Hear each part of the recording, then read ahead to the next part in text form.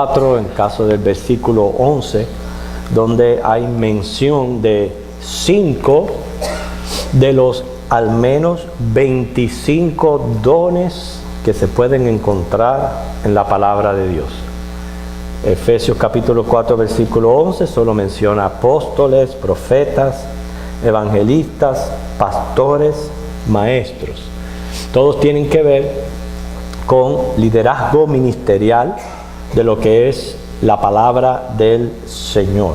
Y qué importante, hermano, para las personas que tienen dones en esta capacidad, ¿verdad?, que guíen con sus vidas. Yo pienso que ese es el distintivo más importante de cualquier persona que el Señor pone a dirigir por medio del liderazgo de la palabra, es su vida, su testimonio, ya que cuando se pierde la honra es muy difícil de recuperarse. Es una de las cosas que más difícil uno recupera, y es bien importante. Encontré esta ilustración bien aplicativa sobre la ballena Humphrey.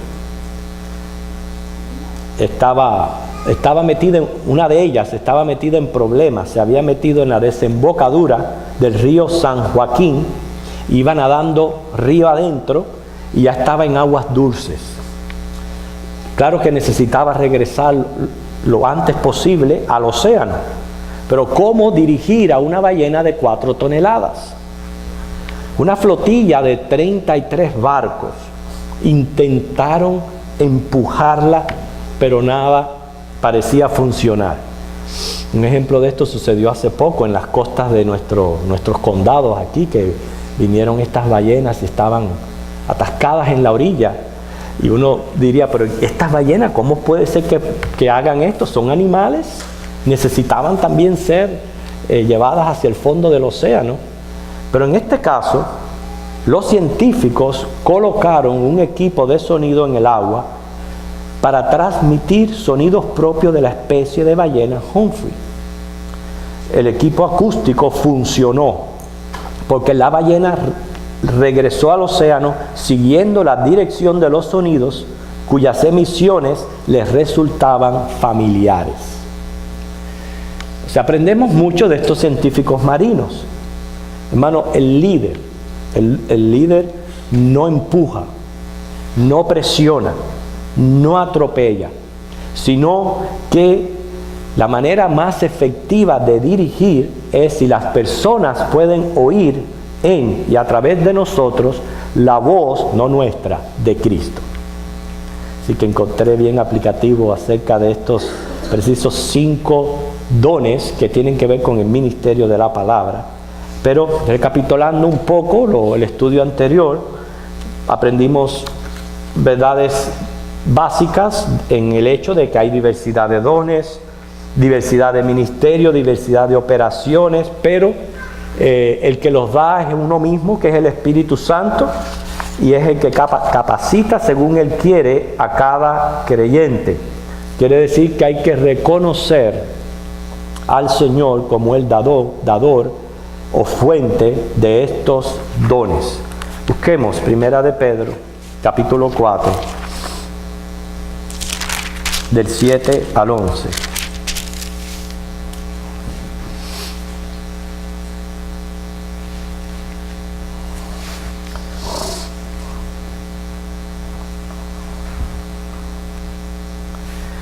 Primera de Pedro, capítulo 4, 7 al 11, lee así: Mas el fin de todas las cosas se acerca, sed pues sobrios y velad en oración.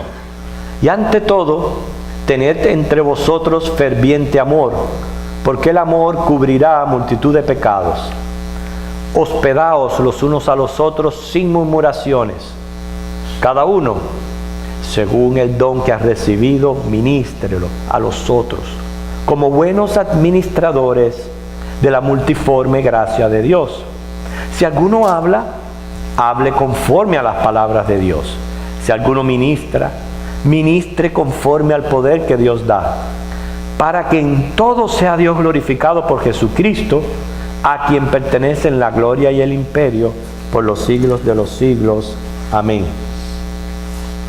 La semana pasada pregunté si cada uno de nosotros ya estaba seguro del don que había recibido del Señor.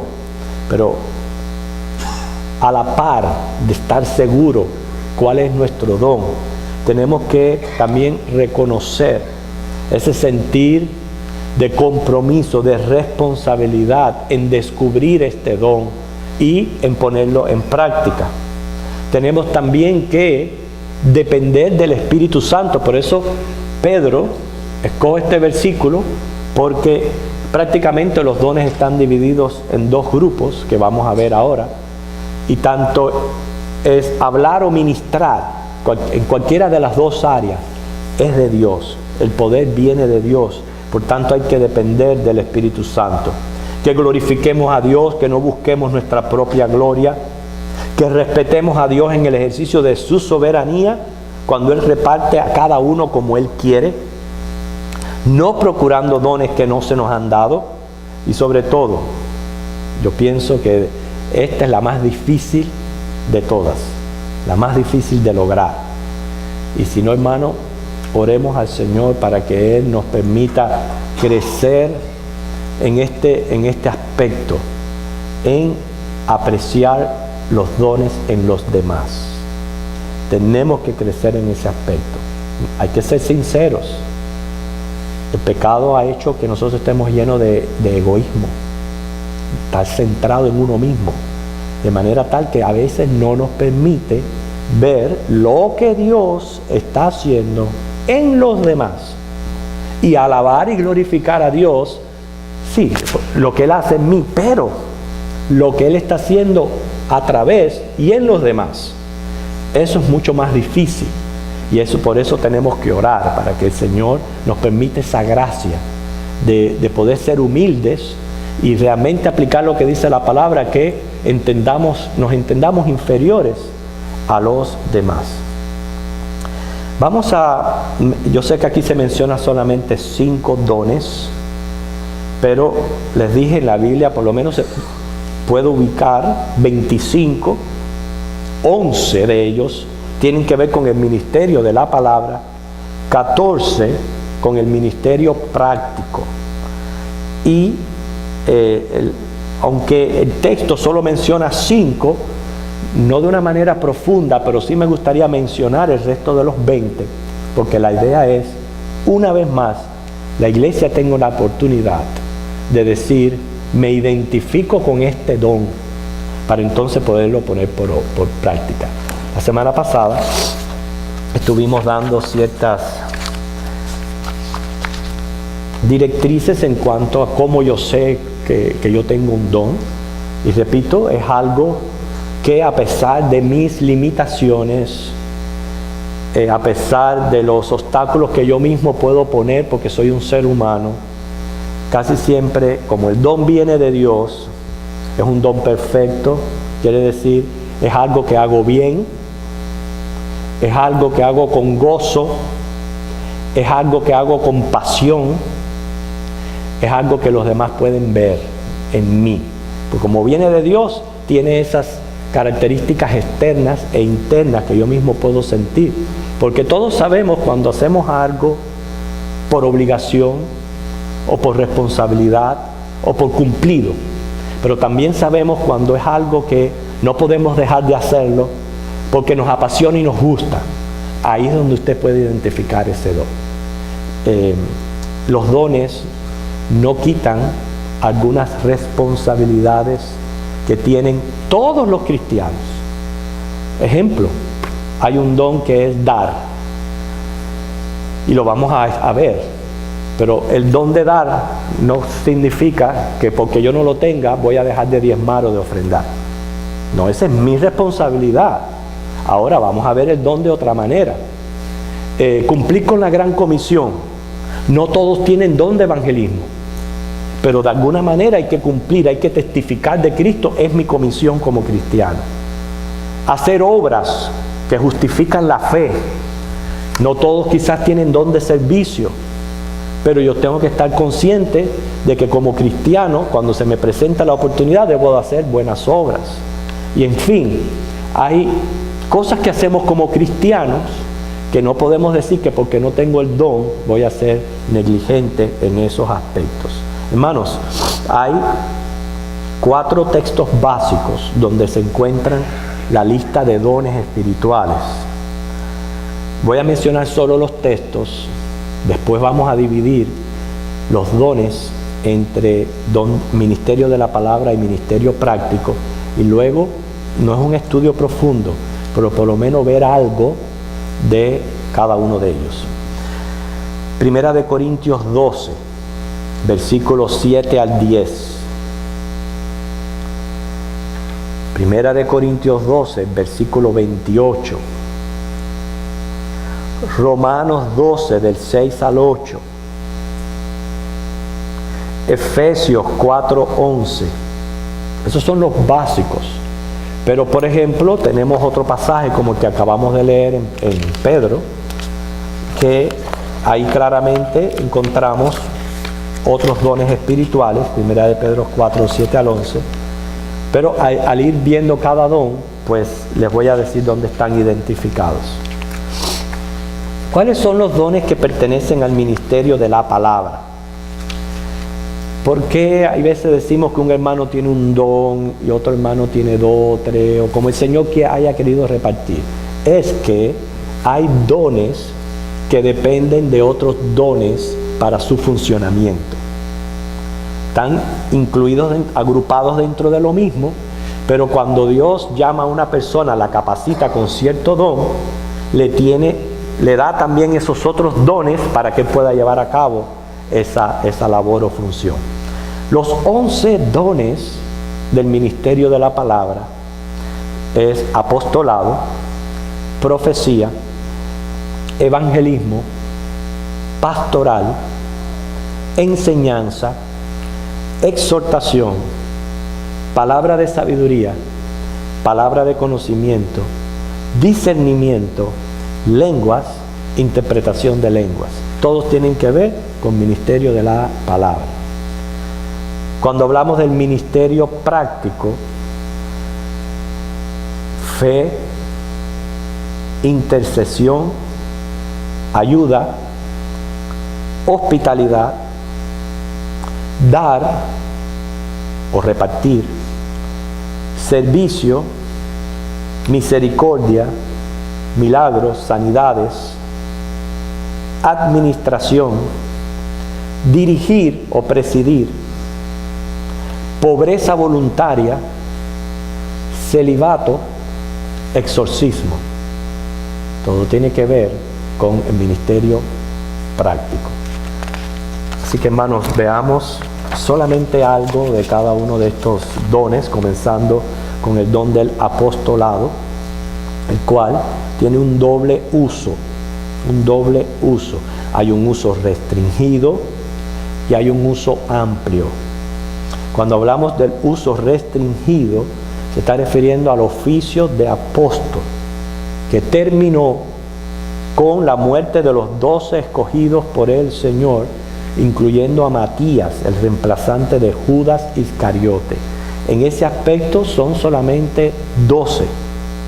Debemos de recordar que cuando hubieron 2 candidatos que la iglesia hizo voto para elegir, no los pusieron a los 2, aún los 2 teniendo las cualificaciones para el oficio, solamente escogieron a Matías. Ahí está mostrando que eso es un número restringido de 12 escogidos por el Señor. Es un oficio. Él los escogió para que fueran las columnas doctrinales prácticamente de la iglesia. Cuando hablamos del uso amplio del don del apostolado, se refiere a un misionero, porque de ahí viene la palabra apóstol, del griego, que significa enviar, la misma que en latín es misionero. O sea que hoy día está vigente este don, ya no les decimos apóstoles, y es bueno para no confundirnos con el hecho de que hay un uso exclusivo de este don como oficio, y por eso se usa mejor misionero, un enviado. Por ejemplo, Pablo no era parte de los 12 apóstoles del Señor. Él era un apóstol, pero ya en el sentido de un misionero a los gentiles. Ese era Pablo. Y como Pablo estaba Bernabé, estaban muchos otros llamados apóstoles, pero en el término enviados como misioneros. Puede ser transcultural, intracultural, interdialéctico o intercultural. Pero les prometí que no iba a hablar mucho de ellos. El misionero se distingue en plantar iglesias. Ese es prácticamente el trabajo básico de un misionero. Plantar una iglesia donde no existe, dejarla establecida, dejarla con sus líderes funcionando, y entonces el tiempo que tome, y el Señor entonces le guía y le lleva a otro sitio. Ese es el don de apostolado. El don de profecía, que interesante, aparece en las 4 listas que les presenté. Es la capacidad de exponer públicamente la verdad de Dios de manera que exhorte, edifique, consuele a creyentes e inconfesos. Tiene también 2 consideraciones. Número 1, como vidente, alguien que predice el futuro. Esta es un poco peligrosa debido a la cantidad de falsos profetas que hubo, hay y habrán. Un poquito peligrosa, pero no deja de ser un don. Pero la Biblia dice que los profetas profetizaron hasta Juan el Bautista, Mateo 11:13. Un tiempo en que Dios sí usó profetas en este aspecto. Y como Cristo ya viene a ser profeta y máxima revelación de Dios, como dice Hebreos 1, del 1 al 3, es en este aspecto, como todo lo que nosotros necesitamos encontrar, lo encontramos en la palabra de Dios, y ahí está ya puesto el futuro nuestro. No necesitamos una persona que venga a decirnos qué va a pasar en el futuro. Es por eso que ya este don se cumplió en la persona de Cristo. Pero puede entenderse como un profeta es el que habla de parte de Dios, o sea, el que trae un mensaje de Dios a las personas. Hermanos, hoy día, cuando le llevamos palabra, predicamos, le llevamos el evangelio a una persona y lo hacemos con sabiduría, con el poder del Espíritu Santo, en ese aspecto se puede ver como un profeta. O sea, uno que está hablando en lugar de Dios a otra persona, pero no prediciendo, no hablando, sino llevando la misma palabra de Dios a otra persona. Pastor es la habilidad de ciertos miembros del cuerpo de Cristo de asumir la responsabilidad por un periodo largo del bienestar espiritual de un grupo de creyentes. Es un pastor. O sea, es el que asume esa responsabilidad del bienestar espiritual de un grupo y por un periodo de largo de tiempo. No se puede asumir esta responsabilidad por corto plazo, porque entonces sabemos que la madurez y el crecimiento de la iglesia se toma su tiempo, y por eso es que es un periodo largo. Guía y edifica a los cristianos en el crecimiento espiritual y en el desarrollo de sus dones. Es capaz de ejercer cierta influencia sobre un grupo para guiarles a alcanzar una meta. Ejerce un énfasis particular en ayudar a la iglesia a tomar decisiones, protege del error, las herejías, disemina la verdad, primeramente como modelo. O sea, el propósito del pastor es que un grupo de creyentes madure a la semejanza y a la estatura de Cristo. O sea, ahí están viendo un poquito la diferencia entre uno y otro. El misionero, ¿verdad?, es el que va a ese lugar donde no existe obra, allí planta la iglesia y allí deja al líder que se encarguen ya una vez que está establecida de la iglesia. El profeta más bien es un ministro de la palabra, no tiene esa responsabilidad de plantar una iglesia o, como ya estamos viendo ahora, de asumir la responsabilidad del beneficio espiritual de un grupo de personas, como lo tiene el pastor. El maestro es el que se dedica completamente a la enseñanza. Necesita no solamente el maestro, pero el pastor, los otros líderes son los que ahora vamos a ver cuando identifiquemos los otros dones, que ellos necesitan don de ciencia, don de sabiduría, don de exhortación, otros dones que son prominentes para que pueda ejercer ese liderazgo. Sin esos otros dones no lo pudiera ejercer. Pero es esa habilidad de ciertos miembros del cuerpo de Cristo de comunicar información revelante e instructiva de manera tal que se aprende. O sea, instruye, explica, expone las verdades bíblicas de manera que causa que creyentes entiendan y sobre todo adquieran la manera de aplicar dichas verdades a sus vidas. O sea, ese es un maestro. Y aquí es donde les hablaba acerca de cómo el Señor nos ubica según lo que nos apasione. Si apasiona trabajar con niños, con jóvenes, con adultos mayores. Déjame decirle que admiro a la hermana Rosa, al hermano Rafael. Yo una vez estuve participando, parte de un ejercicio del seminario fue participar de diferentes clases de escuela dominical y hacer un reporte de todo lo que ocurría en la clase y darme cuenta de cómo cada edad tiene su característica y tiene su necesidad propia. Y la clase de los adultos mayores era muy bonita y muy interesante, súper interesante. Pero hermano, cada rato alguien interrumpía a hablar de enfermedad o de medicina a la pobre maestra. Y la maestra tenía que hacer así y de alguna manera volver a retomar el tema de la clase y seguir adelante. Porque vemos que cada grupo de las personas tiene su propia necesidad. Por lo tanto, Dios pone esa pasión y lo que necesita ese maestro para poder lidiar con ese grupo. Palabra de sabiduría es la habilidad de relacionar verdades divinas con las necesidades y los problemas de la vida. Saber tomar decisiones convenientes. Es la capacidad de conocer la mente del Espíritu Santo y comunicarla claramente en una situación dada. Aplicar verdades concretas que satisfagan dicha necesidad. O sea, es recibir la intuición de cómo aplicar verdades a ciertas necesidades y situaciones que se presentan en el cuerpo de Cristo. Palabra de ciencia es esa habilidad de descubrir, acumular, analizar, clarificar información e ideas que sean pertinentes. No es ser un mero oidor, sino que a esa persona le gusta indagar, investigar, guardar, acumular información. No se conforma con solamente escuchar.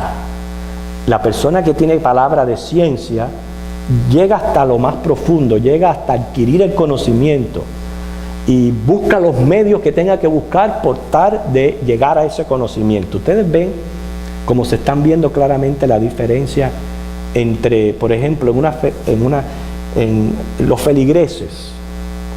Todos estamos expuestos al mismo material, pero no todos están reaccionando de la misma manera. ¿Es malo? No quiere decir que sean malos, pero que sí hay personas que tienen don de palabra de ciencia. Quiere decir que esas son las personas que tú las ves anotando y comprobando. Y llegan a la casa y buscan otra fuente, y el diccionario, y el comentario, y esto y lo otro. No se conforman con solamente escuchar, porque necesita aprender. Es porque lo que acompaña, ese don acompaña al don de maestro, o al pastor, o al misionero, a todo el que tenga que ver con ministrar la palabra. Dios le da estos dones, porque si no, imagínense, no pudiera realizar su labor. Pero esa es ahí la gran diferencia. Exhortación ya tiene que ver con el uso de las Escrituras para consolar, para confortar, para dar ánimo, para dar consejo. Es ayudar a la persona a aplicar cierta verdad bíblica a esa necesidad en particular. O sea, ese es el don de exhortación. discernimiento. Me dice, me disculpan que vaya tan rápido, pero son 20. Así que yo quería decir por lo menos algo de cada uno de ellos, aunque a lo mejor puede ser que tengamos que dejar el ministerio práctico para la semana que viene, es imposible. Pero por lo menos dejar aclarados todos estos, los que pertenecen a lo que es el ministerio de ministrar la palabra, todo lo que tenga que ver el uso de palabra. Por eso que ustedes ven que todos nos podemos ubicar, hermanos, con nuestro don. Porque hay muchos que dicen, bueno, pues yo no sé hablar, yo no sé esto, pero no sabe hablar, pero puede ser que Dios lo está ubicando en lo práctico. Y repito, uno no es mayor que otro, un don no es más importante que otro, todos son necesarios y todos son importantes. ¿Cuántas personas no han sido ganadas para Cristo por el servicio, las buenas obras, la bondad de una persona hacia otra? A veces no le tienen ni que predicar, solamente con eso, y son ganados para Cristo, para que ustedes vean que todos los dones son importantes. Cuando hablamos de discernimiento, es la habilidad de saber con seguridad si cierta conducta proviene de 3 fuentes, porque hay 3 fuentes que uno tiene que discernir, o sea, distinguir, darse cuenta. Es algo que está en uno, que uno puede darse cuenta cuando alguna actitud, conducta o algo que alguien dice viene de Dios, del diablo o de los mismos hombres. Esas son las 3 fuentes: de Dios, del diablo, o viene es simplemente una reacción de hombres. Y ese es el don de discernir, distinguir la verdad de la mentira, juzgando las mismas en términos revelados de principios provenientes de la verdad. No es una capacidad que tiene el individuo, no, esta persona, el Señor también le da conocimiento bíblico, porque esto que juzga, lo juzga de acuerdo al conocimiento bíblico que tiene de la palabra del Señor. Porque no podemos decir ahora que sin el conocimiento de la verdad una persona puede distinguir o juzgar ciertas situaciones. Una cosa va con la otra. Pero ahí vemos la interrelación que hay entre los dones espirituales.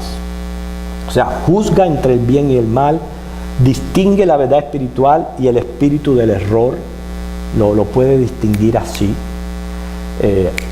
Por ejemplo, a mí me sucedió, hermanos, cuando estaba en una iglesia bautista, y de buena a primera, aquella iglesia bautista comenzó a promover y a cambiarlo todo.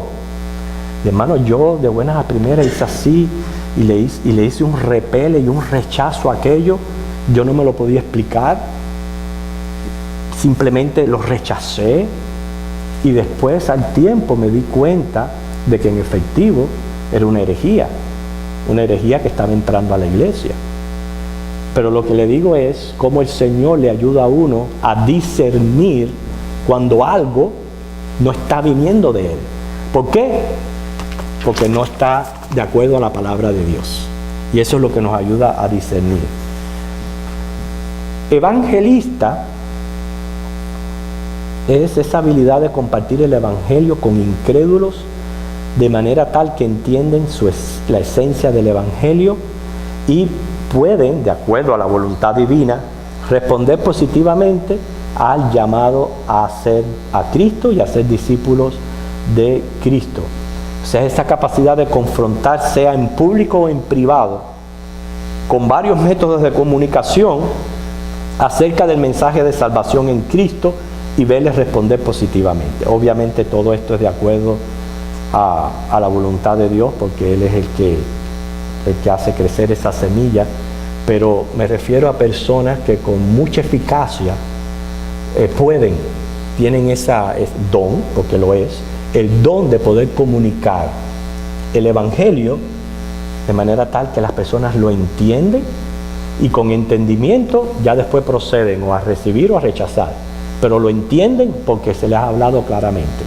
Es ahí donde yo le digo, no todo el mundo, hay veces las personas ponen esta disyuntiva para no cumplir con la gran comisión. Dice, no, es que yo no puedo hablar como fulano, o yo no puedo decir esto, no puedo decir lo otro. Bueno, hermanos, es cierto, no todo el mundo ha sido capacitado con este don, pero todos sí podemos hacer ¿qué? Dar testimonio. Todos sí podemos repartir un material de evangelismo. Todos sí podemos, por lo menos yo siempre en este aspecto de cumplir con la gran comisión, es ahí donde yo digo, nadie tiene excusa, porque aunque sí hay ciertas personas que con mucha eficacia, don de Dios, comunican el evangelio, no quiere decir que yo no lo pueda hacer. Siempre digo, si usted sabe que es salvo, usted sabe la manera en que llegó a ser salvo, que tuvo que hacer para ser salvo, eso mismo es lo que tiene que compartir con otros. Si usted lo sabe y usted tiene esa seguridad de salvación, lo mismo es lo que usted tiene que compartir con otros. Pero hay personas que sí lo hacen de manera eficaz, sobre todo en públicos. Ustedes escuchan de evangelistas, como esa, tengo la foto allá atrás, ahora me olvidé el nombre, Billy Graham. Billy Graham no era un misionero, no era un pastor, no era un maestro, era un evangelista. Su misión era ir de lugar en lugar proclamando no doctrina, no enseñanza de doctrina como tiene la responsabilidad del pastor de enseñar doctrina a la iglesia. Lo que él iba, donde quiera que él iba, el evangelio. Y el evangelio es un evangelista. Es la diferencia entre unos y otros que tenemos que aprender a diferenciar. El don de lenguas, y lo podemos unir al de interpretación de lenguas, porque van unidos los dos. Aquí hay tremenda confusión entre el cristianismo. Hay cristianos que creemos que es uno de los dones que ha pasado. Dice 1 Corintios 13 que las lenguas pasarán. Hay otros que piensan que sigue vigente. Cuando ocurrió por primera vez en el Pentecostés, tuvo que ver con idiomas, tuvo que ver con escuchar un mensaje que fue dado en un idioma, a pesar de que había prácticamente ahí una metrópolis, todos escuchar ese mensaje y poderlo entender. Ese fue el milagro que hizo Dios en aquel momento. El don después llegó a popularizarse en las iglesias, inclusive por eso es que dice la palabra que tiene que haber don de interpretación de lenguas. Pienso que algunos dones sí fueron exagerados durante ese tiempo precisamente por dos cosas. Podemos poner tres situaciones. Número uno, el cristianismo estaba comenzando. Número dos, el cristianismo estaba siendo perseguido. Y número tres, no tenían las escrituras del Nuevo Testamento como las tenemos hoy día. Ellos contaban nada más con el Antiguo Testamento. Y Dios en su voluntad quiso exagerar ciertos dones que ayudaran a la fe de aquellos que estaban comenzando dentro del cristianismo, a la vez estaban siendo perseguidos y no tenían el Nuevo Testamento. O sea, no podemos pensar que lo mismo haya continuado a través de los años, pero hay personas que sí lo piensan. Lo que sí, cuando es un don que uno lo reconoce que viene de Dios.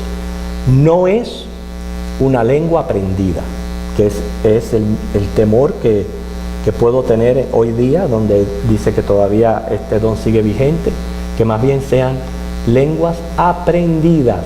Y si son aprendidas, no es porque es don de Dios. No es porque es don de Dios. Entonces, en eso hay que tener cuidado, pero no voy a abundar en esta más que lo que abundé en los otros. Lo vamos a dejar ahí. El caso es que, por lo menos, hemos visto estos dones espirituales que tienen que ver con lo que es el ministerio de la palabra. La semana que viene trataremos los que son del ministerio práctico. ¿Okay? Pero quiero terminar con esta pequeña ilustración. Un esposo le decía a su esposa,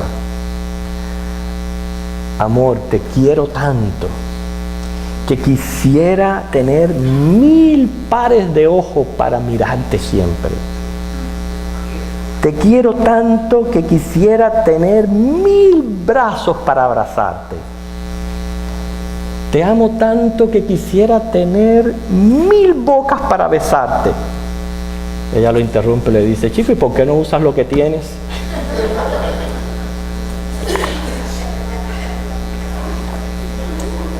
Hay veces decimos, si yo tuviera este don, este talento, si yo pudiera hacer esto, yo pudiera hacer lo otro.